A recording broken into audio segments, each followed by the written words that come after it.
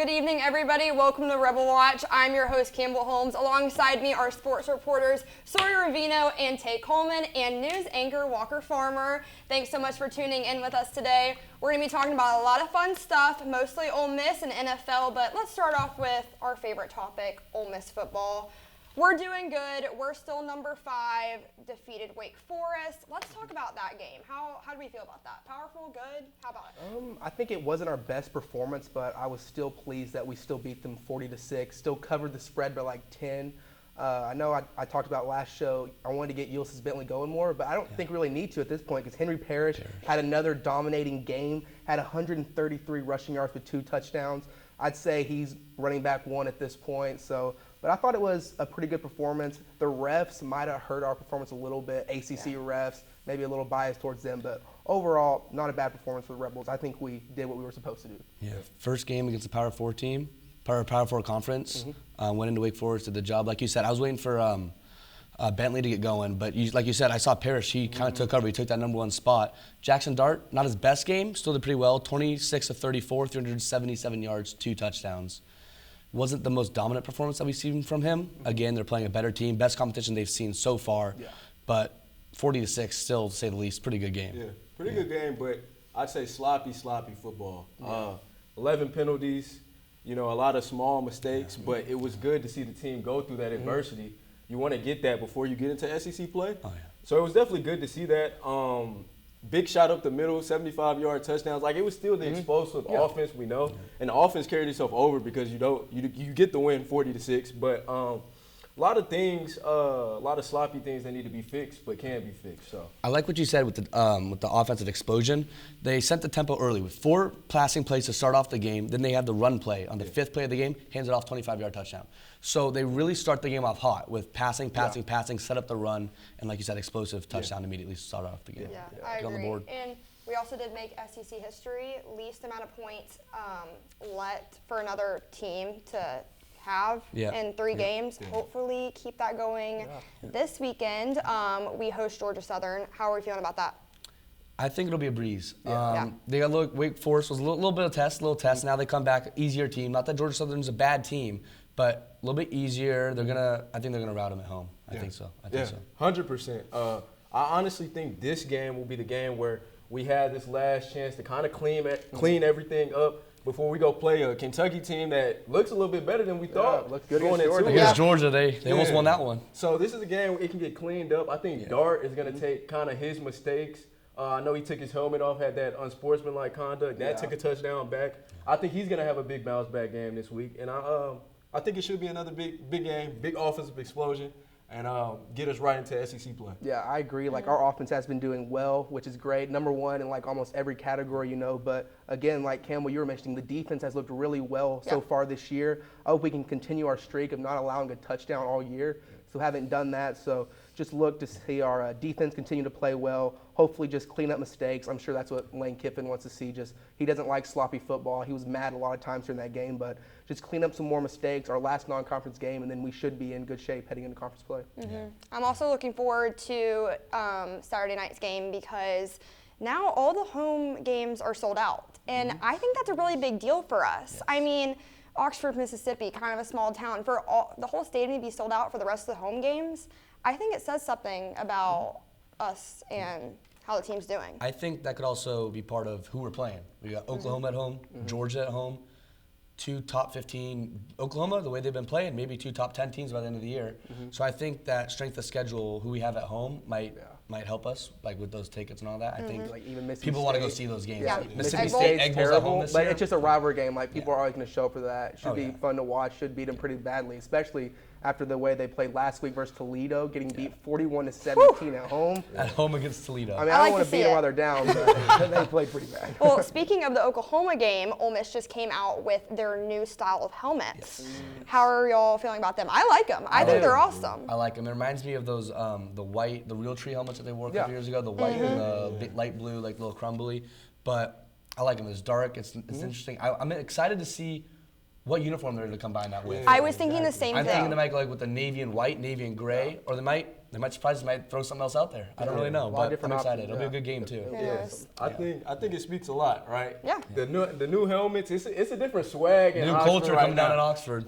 Even with Exactly. the new alternate white jerseys, like it's like Oxford is buzzing right now. Yeah. You know? Oh, yeah. It's a place to be. Future looks bright. Yeah. Looks bright. With talent and with style. When we come back from the break, we'll be talking about Ole Miss volleyball and their road trips that is ahead. It's that time of the year again, fellas. When the mornings are hot, the afternoons are hotter, and football is on its way back. Now, games is won by the battles fought in August.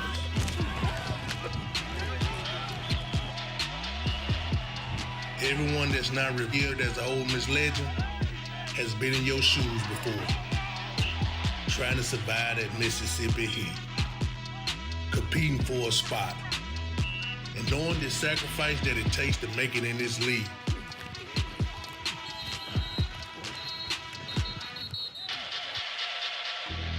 You go into this money collection of men from 100 different places, and if you work, you'll emerge from it as one team with one goal and one heartbeat.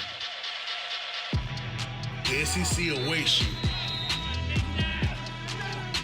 And if they don't know who you are now, they will soon.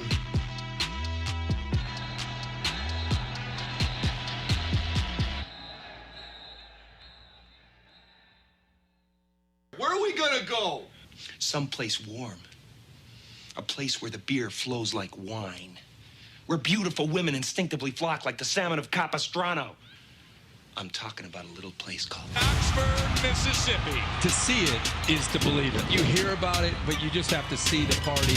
Ladies and gentlemen, welcome to the Grove. The sound and fury are here. Let's go, let's go, let's go. Did he got a toe down? Pageantry, the pride, the pomp is unmatched and unrivaled. This stadium has come unhinged. This is what college football is all about. Oh, as he gets walloped. No coach is having more fun than Lane Kiffin.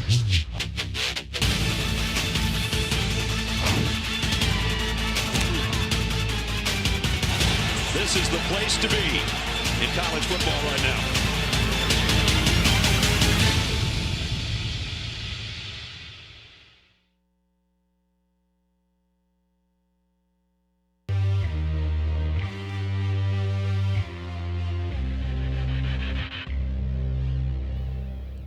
Welcome back to Rebel Watch. We're now going to be talking about Ole Miss volleyball. They just had a huge weekend sweep, including games like Drake, FGCU, and Little Rock. But we're going to hear from sports reporter Caitlin Salas because she was at the game against FGCU.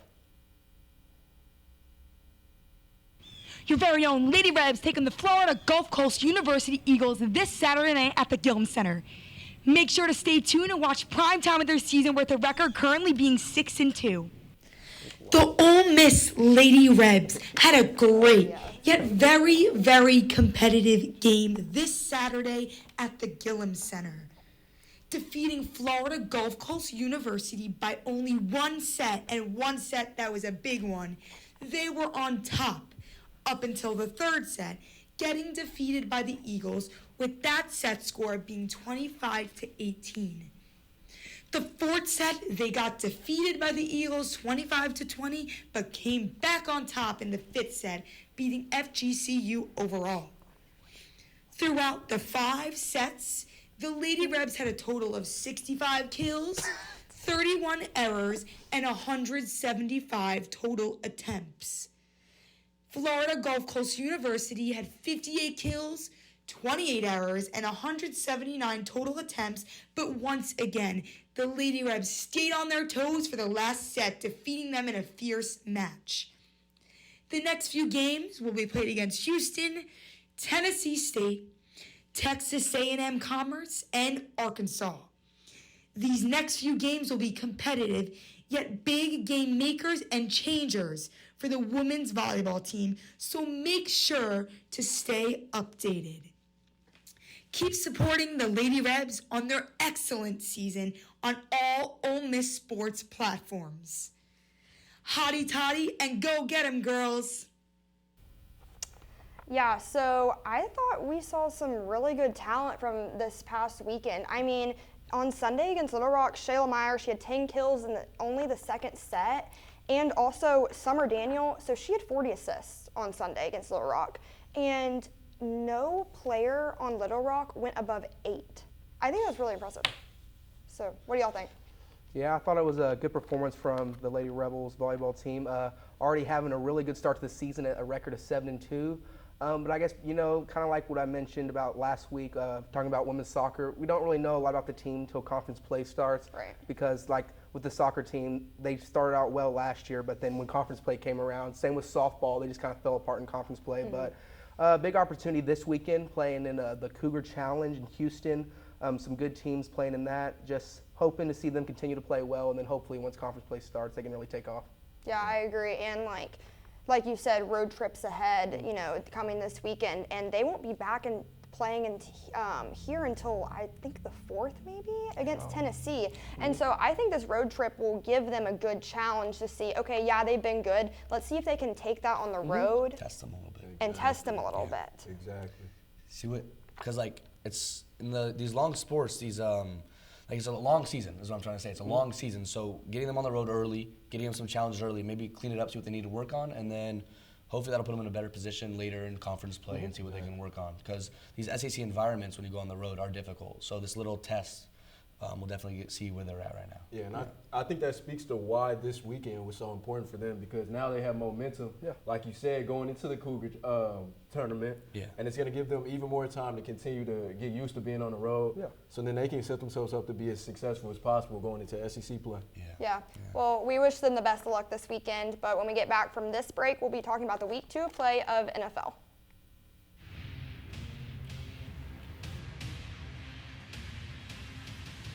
Ole Miss 18th NCAA tournament appearance. This is fun, folks, as Baker's peeling it. Little heat check. Snow Collins for 3. Bring it up. Said, I love Madison Scott. Ole Miss Rebels are having a lot of fun, and you can see why. My passion is journalism. Here at the University of Mississippi, we produce a nightly half-hour newscast, broadcasting regionally on cable and globally on the World Wide Web. It's the kind of experience that is preparing me to walk into any news station in the country with the skills and abilities I need to succeed. So it's not just preparing me for the real world, it is the real world.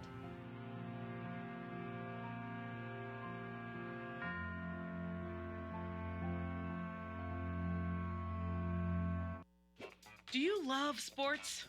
Then you should know about STEM.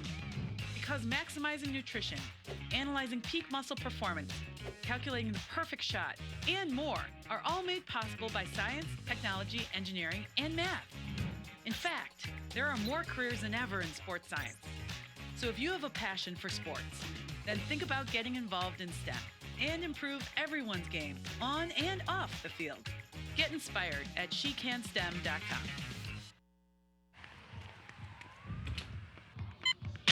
These are more than just the sounds of a safe place to go after school. These are the sounds of interest being ignited and of mentors making an impact. At Boys and Girls Clubs, we don't do just one thing. We do whatever it takes to meet the needs of every kid who comes through those doors. Because whatever it takes is what it takes to build great futures. Great futures start here.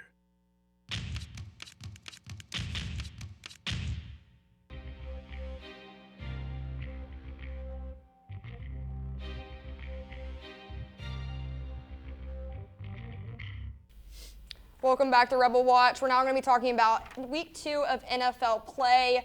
One of our very own Rebels had a great performance this weekend, DK Metcalf. He secured 129 yards. He made some big runs, some big plays. I was really impressed with how he was this weekend. I think he was good. What do y'all think? Yeah, I was impressed with his performance, especially in an overtime win for them, 23-20 versus New England Patriots. Especially had a big catch at the beginning of the game, the first quarter, 56-yard grab. But yeah, I just thought he was big for them, especially. He's been kind of inconsistent in parts of his NFL career, but good to see him going. He really has some really good weekends or bad weekends, but I was really pleased with the performance, especially a former Reb, so it's awesome to see that. Me too. And then another big game, in my opinion, was the Falcons defeating the Eagles. Cousins finished 20 of 29 for 241 yards and 2 touchdowns. Eagles quarterback Jalen Hurts, he was slow to start, and I think that did kind of carry on. But he did have a 23-yard run in the second quarter, but that wasn't enough for them. So I was surprised by the Falcons, I think. Yeah.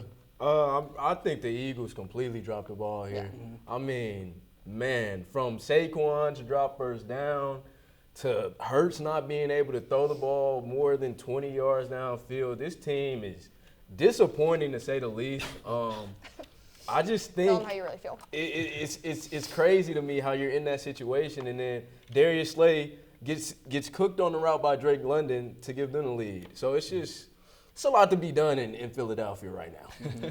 I'd have to agree, especially after last season. I mean, it's a little bit of a disappointment. And then also Tua with his concussion injury once again. I'm not a doctor, but that man shouldn't be playing for much longer. If you're falling down, you don't know what's going on with your hands, and you're just all over the board, that's not a good sign, I don't think. But yeah, I don't think he should be playing football much longer, to be honest with you guys. Yeah, I agree. Are there any other games that y'all thought were surprising? I really liked the Saints-Cowboys. Saints go in there, dominate. Kamara, player of the week. He had 20 rushes for 115 yards and 3 touchdowns. Receiving back as well, 2 catches, 65 yards, and a touchdown off that slip screen. He, like you said with DK Metcalf, a little inconsistent. 2017 Rookie of the Year, came out, did a really good job. A little slow lately. But this year, he's already the #1 running back so far, I think, in my opinion, fantasy-wise, points-wise, whatever. But yes, he's doing really well so far. So I think Alvin Kamara this year is going to be someone to watch as well. Yeah, I have to agree with that. And I also have liked watching how, like you said, consistency and all of that, how he was a great player at Tennessee, don't get me wrong, but he has continued to grow throughout his professional career, which has been awesome to see. Yeah. Speaking of growth, it is a weird time in NFL play right now.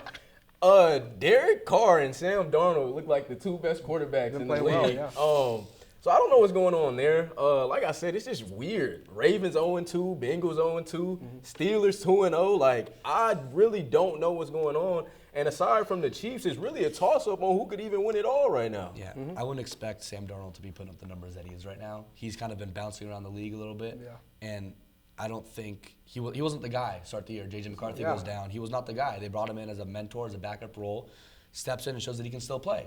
Steps in, he's being dominant, beats the Niners at home, which all the experts predicted that they were going to lose.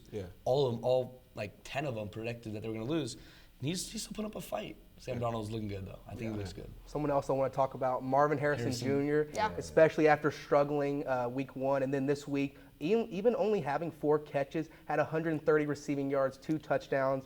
I don't know about y'all. I have him on my fantasy team, so I was really pleased to see that. So we know he has a ton of potential, getting drafted so high, being a rookie, but I think he's going to have a great season and a great NFL career. I think he looks good. Got his first NFL touchdown this week. I think he looks good. Kyler Murray, too, throwing him the ball. I think it's just a lot of growth this year. Even Baker Mayfield continuing to. It's those guys that I feel like we've seen the last couple of years that were good to start off their career and then almost hit a wall a little bit, almost kind of haven't performed as much. And now they're coming back up, and then we're seeing them grow, like you said, and they're kind of being back to their old selves. Kamara's coming back. You said Baker Mayfield's coming back. Kyler Murray. These guys that we know have potential are really showing it now. I agree. And we were talking about this before the show, Super Bowl predictions. Super Bowl predictions. What are you thinking?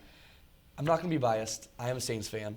So I'm going to say Saints-Chiefs. I think Chiefs, yes, they might not be putting up numbers-wise, game-wise. They're not looking the best. Penalties, refs, it's a whole other issue with them. But I think Saints-Chiefs in the Super Bowl. I have the Saints winning. That's just because they look so good so far. I know they whooped up on Carolina in the first week, not the best team, but they're putting up so many points, 92 points in the first 2 games, I think, or something like that. So they're going hard. They're doing good. I think Chiefs. Chiefs Saints. Walker, what about you? I like the Texans. I don't know. I'm just liking what I'm seeing there from C.J. Stroud in year 2. already performed way above expectations in his first year. Now he has Joe Mixon there, Stephon Diggs. So I think the Texans could be a team to watch out for to win the Super Bowl. Definitely. I mean, it sucks they're in the AFC, right? I think this Eagles game shows it's only so many good quarterbacks that can actually take a close situation, go 2-minute drill, and go win the game. Yeah. And for that reason, I got to go with the Chiefs. Experience and time after time again, they prove themselves to be as good as they say they are. They back it up. Year in, year out. No, I'd have to agree with you, Taye and Sawyer. I think Chiefs, I don't know if they're going to win, but I definitely think they're going to be in it because not only have we seen, good talent from them this year like we have in the past, but when you become a team that is able to go through the playoffs like that, you're able to do it time after time with, the same players. It's a whole different playing field. And I think they have that spark of talent that can get them through it all. 100%. Yeah, looking good. Well, whenever we're going to take a quick break, and when we come back, we're going to talk about Woj retiring from ESPN and some WNBA. We'll be back.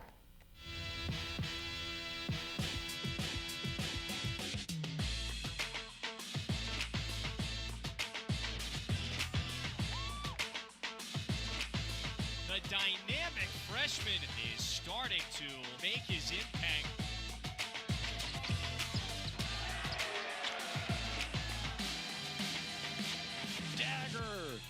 With the shot clock down to 1. That 3-ball drops for Jamin Brakefield. Fagan from the corner with a triple. Burrell for 3, and that's a big response. 3-ball, yes. Miss shooting lights out of the pavilion. And give him one more. Wow.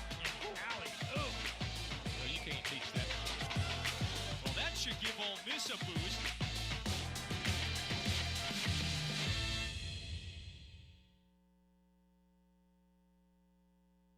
Creating a legacy takes time, takes dedication, spirit, and a greater vision. That vision starts here at the University of Mississippi. What will you be remembered by? Your character, your contributions, your friendship. Your legacy will define who we are now and who we are becoming for our state, our students, and our future. Ole Miss, build your legacy. We are rebels. For more than 160 years, we've been accomplishing the impossible, from conducting the world's first lung transplant to helping prove Einstein was right. From preserving the past to saving the future. We are Mississippi's flagship university, a place where passion and learning unite, where friends become family, where small-town charm meets world-class innovation. We are the University of Mississippi. We are Ole Miss.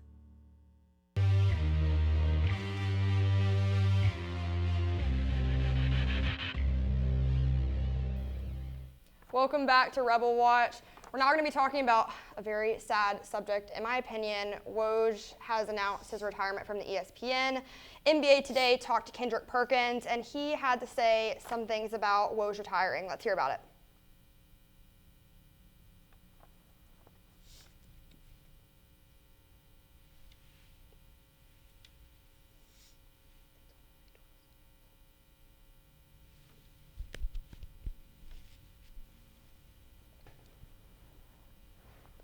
Audio's not working. Okay, so I think it's really sad. I'm not gonna lie. I personally have counted on Woj for literally everything. Me and my dad make jokes that whenever we text each other about like certain NBA updates, we're like, Woj bombing each other. I think it's really sad, but I'm also really curious on who's gonna take the position with it. Mm-hmm. Are y'all sad about him retiring? Is it just me? Yeah, I'm sad, but also I'm really excited for him and his opportunity to be the general manager for St. Bonaventure, their college basketball team. That's his alma mater. Yep. So a really cool opportunity for him, kind of exploring the college game some, always being associated with the NBA. But it'll be really cool to see. But yeah, he will be missed. Like you said, the Woj bombs, it just won't be the same. It will never be the same. No, and it won't be the same. Watching NBA Today, them talking to Kendrick Perkins about it, he announced when LeBron went to the Lakers. He announced when COVID hit and they went into the bubble. I mean, he's announced pretty much everything. Nostalgia. No, literally, like, he is like NBA history. So, I mean, I'm wishing him the best. But speaking of NBA, let's move on to the WNBA. They just came out with really good news, really exciting news. They're adding a new team in 2026 to Portland. Portland will now have 2 NBA teams. I feel like it's pretty exciting. Yeah, it'll be cool. Portland's getting a team in 2026. They're at 12 teams right now, 12 WNBA teams. They're trying to expand to 16 by about 2026. They have Golden State Valkyries are going to join in 2025. They're going to make that the 13th team. And as of right now, there are six cities that have an NBA team and a WNBA team. So now when you get Toronto, you get Golden State, they're going to try and have not like a mini team, but like they're going to try to have an NBA team and a WNBA team kind of like together, if you know what you guys know what I'm saying. Yeah, like you got the Lynx and you got the Timberwolves, same logo kind of thing. They're trying to do like that similar kind of esque team, if you will. Yeah. But yeah, I think it's cool that they're expanding. Yeah. And I think that's great. It's good to see women's basketball back up on the rise. I know people like Caitlin Clark, Angel Reese, and all the tournament and all they're that making stuff. it go up. It's going up because the WNBA, it was having or building an audience kind of early 2000s, and then it plummeted and it hit a bottom. And now it's good to see it back up. And with these expansions, that's the good thing. So hopefully they can keep expanding, getting these girls paid more, and I'm excited about it. It's awesome to see. Kind of like it starts with the college game, though, how much it's been rising. Like last year, I remember people were more excited to watch women's college basketball than the WNBA with Caitlin Clark at Iowa and Angel Reese at LSU, and then like even Juju Watkins at USC coming up soon. So it's awesome to see them getting more teams because people are getting excited about women's basketball, and the game's really growing. So it's awesome that the WNBA is seeing that and kind of preparing for it. Yeah, me too. And speaking of the NBA preseason starts in 2.5 weeks. I could not be more excited. I know Taye is excited too. We're the basketball people in this little group, so I know we're excited. What team are you most excited to see talent from? I'm most excited to probably see the Philadelphia 76ers. Adding in Paul George. I would have to agree. And Jared McClain. I'm actually really excited to see how his rookie year goes. Yeah. I think this is probably the year that Embiid, if he is ever going to get over the hump and win himself at least a conference championship at that. So I think adding in Paul George, getting that spacing with Tyrese Maxey and McKay, that's the team I got my eyes on. The roster goes deep. The roster is not just like a few guys carrying. It goes 1 through 5. It goes. So I agree with that. And not to be biased, but I am really excited to see the Grizzlies and see how they do with their new starting lineup. It's looking good. I think it's going to be good. Keeping Marcus Smart in there, Jaw coming back. I think it's going to be a good one. I'm really excited for preseason to start. So So if Gigi can get healthy.